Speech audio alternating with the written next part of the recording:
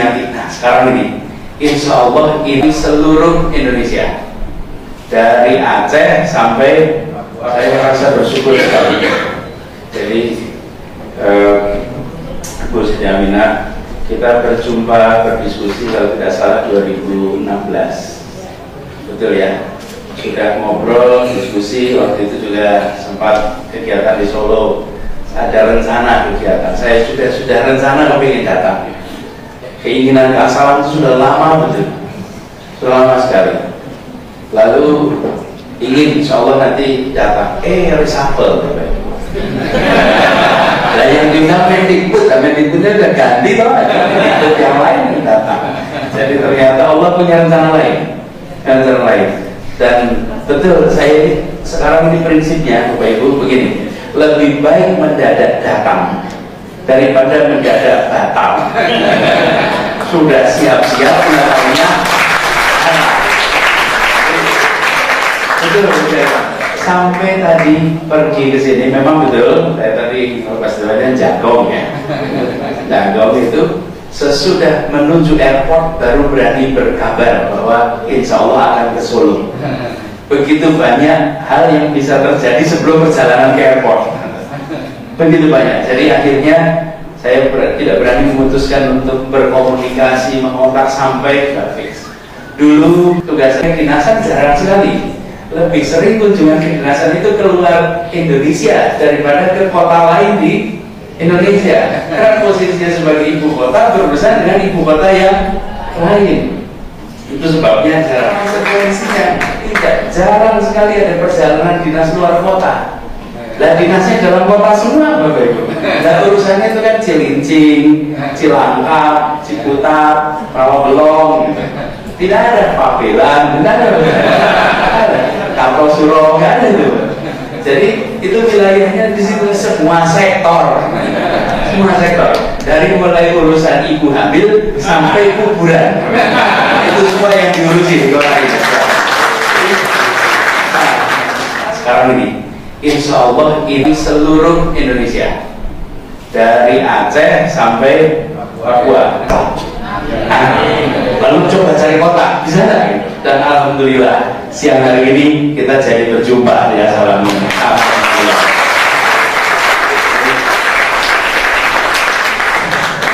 Nama-nama yang tadi disebut seperti Bung Iqbal lalu Muhammad Iqbal itu adik kelas sejak kuliah. Ketika dia masih zaman di Jogja, itu sering ke rumah kami, sering diskusi adik kelas. Sampai ketika saya sama-sama di pengasingan. Saya di pengasingan di Amerika, di pengasingan di Eropa. Itu kita komunikasi terus. Banyak, sebagian dari teman-teman ketika kuliah adalah para alumni dari Pondok Salam ini. Dan jumlahnya banyak, tentu Ratifina itu juga ponaan sendiri itu. Namanya agak aktif gitu.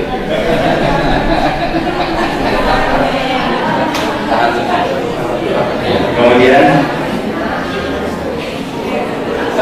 bagusnya saya hormati, saya kesini ingin mendengar ini silaturahmi, tidak lebih tidak bukan, karena itu tidak dengan siapa-siapa, tidak dengan apa, tidak ada protokol apa-apa. Kita hanya ingin silaturahmi, saya ingin lihat dari dekat, sekaligus menyampaikan terima kasih, karena kalau boleh sampaikan ini yang sudah menjadi, ini insya Allah dicatat sebagai amal jariahnya Allahyarham Bapak Abdullah Marzuki dan Ibu sekarang yang terus menjaga ini.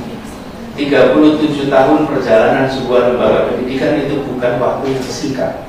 Untuk perjalanan manusia itu panjang, tapi memang masih panjang lagi ke depan. Insya Allah As-Salam ini akan betul-betul menjadi tempat persemaian muslim-muslimah baru yang mewarnai masa depan. Saya perlu garis bawahi soal garis besar tentang orientasi ke depan. Salah satu kekuatan lembaga pendidikan itu justru adalah karena dia membicarakan hari ini dan besok. Anak-anaknya belajar sejarah, tapi Anda bertugas menciptakan sejarah. Itu tugas Anda. Tapi harus belajar sejarah. Tugasnya nanti bikin sejarah. Nah, untuk itu tantangannya tidak kecil. Sungguh tidak kecil. Jadi dalam silaturahmi ini Saya membayangkan Bapak Ibu sekalian, apalagi asal ini sudah sangat memperhatikan perubahan zaman. Kalau saya menceritakan di sini, zaman itu punya baju segoro, jadi menggarami air laut yang Bapak Ibu semua sudah menyadari. Izinkan saya, karena kemarin sempat sedikit-sedikit ada urusan pendidikan, saya ingin cerita sedikit. Bapak Ibu sekalian, gelisahlah, gelisahlah. Tolong gelisah, jangan tenang. Betul, tolong gelisah. Salah satu hal yang paling mengkhawatirkan dari lembaga pendidikan yang ada di Indonesia, apalagi pendidikan berbasis Islam, adalah ketika merasakan ketenangan, ketika merasakan keberhasilan. Itu awal masalah. Itu awal masalah. Gelisahlah, lihatlah tempat-tempat pendidikan terkemuka yang mereka mengadopsi pendekatan-pendekatan terbaru karena mereka mengkaji perkembangan ilmu neuroscience, yang di situ memperhatikan tentang perkembangan otak, perkembangan saraf, sistem indera, yang kemudian diterjemahkan di dalam teknik-teknik pendidikan. Nilainya insya Allah tidak usah dilakukan revisi, nilainya, tetapi tekniknya harus mengalami transformasi. Harus mengalami transformasi karena kita ketemu dengan zaman yang berbeda sekali. Saya pernah mengilustrasikan apa yang dihadapi oleh anak-anak kita sekarang dan besok. Anak-anak kita sekarang seperti juga generasi kami ketika dulu kita diuji, yang nilainya tinggi adalah mereka yang seperti apa nilai tinggi. Adik-adik kalau mendapat nilai tinggi gimana caranya? Rajin belajar. Kalau udah rajin otomatis tinggi. Belum tentu kan? Terus yang tinggi yang bagaimana? Boleh doa gitu loh. Yang tinggi yang gimana? Yang namanya kecoa nilainya tinggi terus ya. Kita ada belajar ya. Setelah belajar, yang jawabannya paling sama dengan yang dipelajari, betul ya? Betul kan? Yang paling banyak samanya itu paling tinggi nilainya, betul kan? Iya kan? Itulah salah satu kegelisahan kami, dan saya rasa di dunia pendidikan sudah merata sekali. Saya sering memberikan ilustrasi. Hari ini kita terima soal, kita jawab soalnya, pertanyaannya seperti yang kita pelajari. Nanti generasi masa depan terimanya kertas kosong. Silahkan lakukan sesuatu atas kertas ini.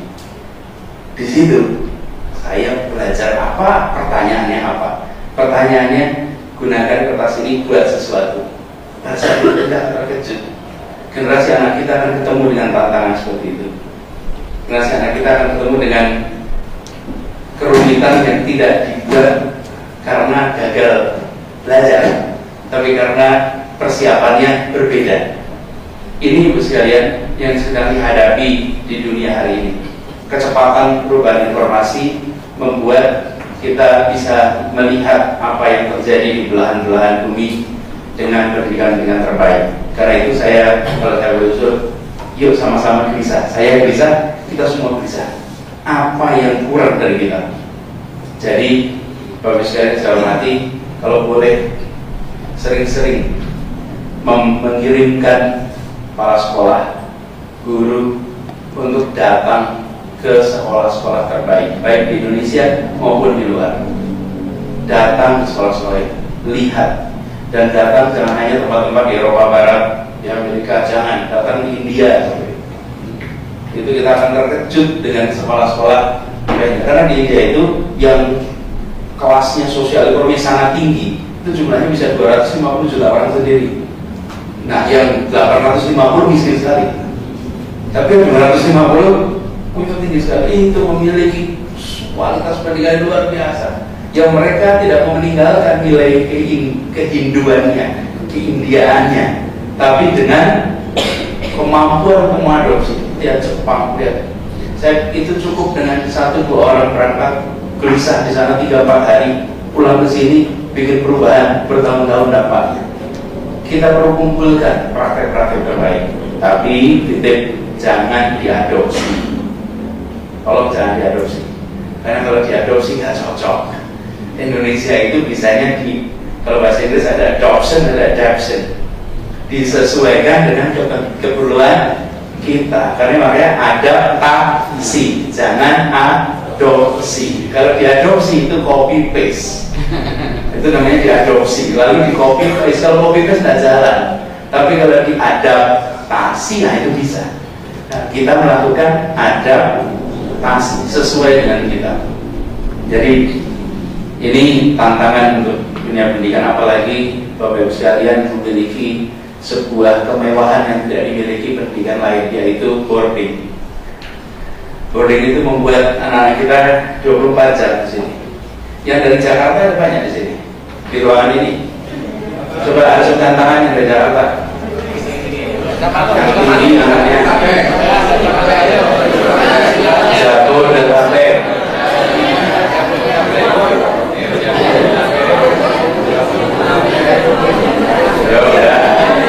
Saya mau tanya, senang mana di Jakarta sama di Solo? Di Solo. Di Solo. Iya, memang mondok itu menyenangkan. Hari pertamanya bagaimana? Nah, itu ya. Hari pertamanya itu semua pondok seluruh Indonesia sama. Hari pertamanya sedih, tapi lama-lama itu ciri sekolah bagus. Saya dulu kalau di Kemdikbud, kalau datang ke sebuah sekolah, saya nggak tanya nilai, nggak. Yang cek itu suasana. Kalau suasananya anaknya anteng, diam itu masalah. Salah itu. Tapi kalau anaknya itu kelihatan ceria, bahagia, ini sekolah bener ini. Berapapun nilainya, apapun angka UN-nya, kalau sekolahnya menyenangkan, insya Allah anak-anak bertumbuh dengan besar, dengan baik.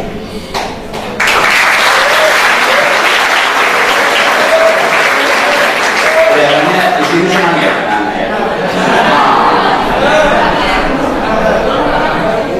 kalaupun nggak senang cuma bilang sekarang lah gitu ya. Pasti senang. Itu sini saya sempat bilang, sini menyenangkan. Sekolah anak datang dengan senang hati, belajar dengan senang hati, pulang berat hati. Ya masalah itu terbalik. Datang dengan berat hati, di sekolah berat hati, pulang senang hati. Nah itu ada masalah. Ada masalah. Jadi kita berharap mudah-mudahan masalah ini cukup berkembang. Lalu kalau boleh, ini banyak adik-adik semua di sini. Adik-adik rata-rata kelas berapa ya di sini? Kelas 11. Kelas 11 organisasi apa di sini? Apa? Organisasi pelajar. Kalau dulu namanya OSIS ya. Organisasi pelajar. Ini adik-adik di sini yang pengurus ya. Jadi tolong yang aktif. Bapak Ibu, saya izin pesan untuk adik-adik. Jadilah anak-anak yang aktif. Jangan hanya di ruang kelas belajarnya. Kalau cuma belajar di ruang kelas, dalam kelas, itu manfaat pendidikan Anda akan terbatas. Karena itu aktiflah. Jadilah aktivis dalam kelas dan aktivis di luar kelas. Bahkan bagi anak-anak kami dulu ketika saya mengelola di Paramadina Pak, di kampus, itu saya memberikan transkrip, 2 jenis transkrip. Satu ada transkrip akademik, satu lagi transkrip non akademik. Dan anak harus punya poin. Kalau belum dapat 40 poin, dia tidak bisa ikut ujian skripsi. Apa 40 poin itu? Jadi panitia dapat poin 1. Jadi pengurus ini poin ini, ikut seminar ini poin itu. Kalau berbicara seminar poinnya sekian. Kalau cuma ikut seminar poinnya sekian. Kalau semua jenis kegiatan dibuatkan poin. Poin itu yang menyusun siapa? Bersama-sama antara siswa dengan universitas kampus. Lalu diterjemahkan dalam bentuk poin. Semuanya tahu. Pas masuk kuliah diberitahu bahwa nanti Anda harus ada 2 transkrip. Nah, transkrip yang satu ambil SKS, ada KRS. Yang satunya ambil kegiatan kemahasiswaan. Sehingga lulus 2 transkrip. Apa yang terjadi? lulusan kami ketika mereka mendaftar kerja, daftarnya itu 2 transkrip, tempat kerjanya kaget kalau ada transkripnya 2, terus dilihat yang 1 dan kemudian terbaca, ya ini yang sering sekali tidak terlihat di dalam pengembangan potensi seorang anak.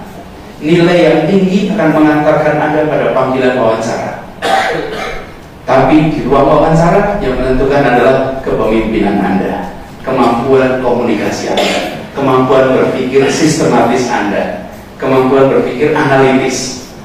Tapi jangan kemudian nilainya rendah ya. Kalanya nilai cuma mengantarkan pada panggilan wawancara, iya. Tapi kalau nilainya tidak tinggi, dipanggil wawancara pun tidak. Nah, adik-adik semua di sini masih nanti perguruan tinggi, kembangkan ini. Mumpung masih SMA, ikutlah organisasi, berlelah-lelahlah di masa ini. Kalau Anda kurang lelah, berarti kurang optimal.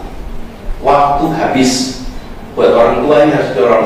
Orang tua kadang-kadang bilang, anak saya capek sekali, kasihan. Anak kalau capek itu lebih baik daripada anak waktunya longgar. Orang tua tuh gelisah kalau anak waktunya longgar. Kita ingin anak kita itu sibuk, makin baik. Jadi buat adik-adik, aktiflah dan kuasai segala macam apa saja yang Anda bisa pelajari, kerjakan. Saya cerita sedikit pengalaman dulu sekolah, boleh ya? Saya ini SMP kelas 1 mau ikut, kalau ini namanya OP ya. Kalau dulu saya namanya OSIS. Mau ikut OSIS ini Pak Yunus.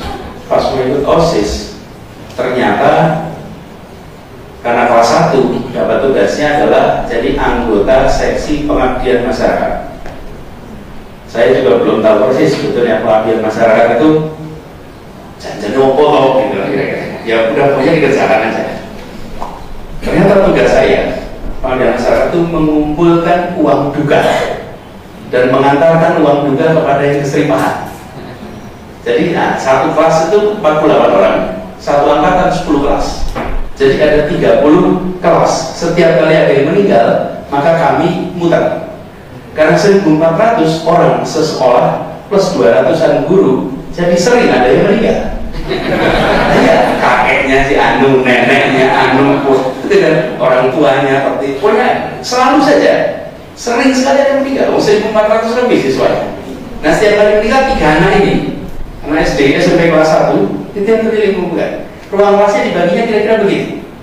Ada lorong 2, kan kelas-kelas begitu ya, lorong 2. Terus kami maju depan, mengumumkan baca kelas, telah meninggal dunia Bapak Anu, Ibu Anu, akan dimakamkan sekian, mohon keikhlasannya untuk memberikan bantuan. Lalu pakai beset masuk. 2 anak pakai beset. Bertiga lalu. Itu Bapak Ibu, pengalaman kami masuk kelas itu tantangan terbesarnya adalah menaklukkan rasa takut sama guru. Karena banyak guru-guru yang galak sekali. Baru kita ngetop sudah dimarahin. Kamu bolos lagi ya? Iya, wong ada yang meninggal dia bolos. Habis itu adik-adik saya kerjakan rutin, sering. Di awalnya pegang kertas der-der, baca itu sambil tegang. Lama-lama udah biasa baca, tidak merasakan khawatir. Keliling 30 kelas, lalu habis itu mengantarkan ke rumah duka. Bayangkan anak SMP kelas 1, bisa nggak ngomong kalau takziah? Ya ngomongnya gimana coba kalau takziah? Anak mahasiswa aja belum tahu gimana cara ngomongnya. Itu kami SMP ketemu atas nama keluarga besar SMP 5 Jogja menyampaikan bela sungkawa. Lama-lama tahu caranya, nggak kikuk lagi. Kalau datang ke tempat takziah itu masuk percaya diri, tak nyari siapa yang meninggal, datang keluarganya langsung sampaikan. Karena sudah terbiasa. Tapi sekalian, satu sekolah jabatan kami paling tidak penting, yang kelihatan keren itu ketua OSIS. Ya, sekretaris OSIS itu paling keren ya. Ketua bidang itu keren-keren. Kami anggota seksi pengabdian masyarakat paling tidak keren. Di antara 1.400 orang itu 3 anak ini paling berpengalaman public speaking di sekolah kita. Ya, paling berpengalaman dibully. Jadi kalau sekarang dibully itu biasa saja Pak. Until now. Kenapa? Loh, saya ini kalau kelas 1 masuk kelas 3, masuk kelas 3 belum ngomong Bapak Ibu, belum ngomong nih, baru masuk kelas. Satu kelas sudah bilang telah meninggal dunia. Jadi kita itu baru masuk gitu, sudah sak kelas itu telah meninggal dunia. Karena tidak mungkin berita bahagia. Kami selalu kalau datang ini wajah kematian. Kami itu selalu gimana?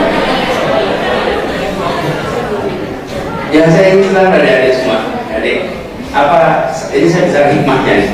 Hikmahnya sekarang di antara 1.400 anak itu paling sering ketinggalan pelajaran kami, paling sering ketinggalan pelajaran. Konsekuensinya apa? Paling sering harus pinjam catatan. Konsekuensinya apa? Paling sering harus mengejar ketertinggalan. Kami punya masalah yang orang lain tidak punya, yaitu mengejar ketertinggalan pelajaran. Pinjam catatan itu perlu kemampuan teknologi, negosiasi tersendiri. Untuk pinjam dong gitu. Pinjam data. Jadi bos sekalian, kemudian komunikasi itu semua tidak tumbuh kalau tidak dilatih. Tapi kalau dulu pilih-pilih posisi, dari apa pengalaman itu? Karena saya sampaikan kepada adik-adik semua, aktiflah di OP, jangan pilih posisi. Jangan pilih posisi, karena posisi apapun Anda bisa belajar. Posisi apapun. Jangan remehkan kok. Semuanya pengen jadi ketua. Yang membuat Anda pemimpin itu apa tuh? Buat adik-adik, kenapa seseorang disebut pemimpin? Adik-adik aja, anak-anak apa? Kenapa? Anak-anak lu kalau sudah gitu terus nengoknya bawah terus. Tidak mau ada eye contact gitu, tangan ditunjuk ya. Saya juga pernah duduk di situ, Pak. Kenapa kok seseorang disebut pemimpin? Halo, assalam. Percaya, apa lagi? Apa? Bertanggung jawab. Apa? Karena ada anggota, ada yang dipimpin, apa lagi? Bijak, terus bisa mengayomi, ya. Jadi ini buat kalau pas lagi ke masjid nih, ada seseorang sholat di mihrab, dia bisa disebut imam tidak?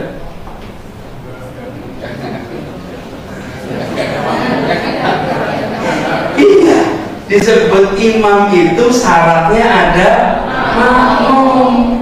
Oke? Kalau tidak ada makmum, setinggi apapun tempat dia, sebesar apapun loudspeaker yang menempel di dirinya, maka dia tidak bisa disebut imam. Betul tidak? Jadi pada adik-adik semua, Anda mau mengatakan saya pemimpin muda. Pemimpin muda tidak ditentukan oleh jabatan, pemimpin muda tidak ditentukan oleh label. Pemimpin muda adalah bila Anda diikuti oleh sebayanya secara sukarela. Bila Anda diikuti oleh sebayanya secara sukarela, saat itu Anda disebut sebagai pemimpin muda. Pemimpin muda itu diakui sebayanya. Anak muda lain mengikuti, jadi bukan hanya punya anggota, mengikuti secara suka, itulah pemimpin. Nah, kalau yang tadi disebut oleh pejabat, pejabat itu orang yang punya jabatan, tapi pemimpin adalah orang yang diikuti. Karena itu buat adik-adik semua, jangan ngejar jabatan, jangan ngejar jabatan. Ini namanya pejabat muda. Ketua ini itu pejabat, tapi kalau pemimpin jadi berada semua kejar itu, dan untuk diikuti harus bisa dipercaya dan lain-lain.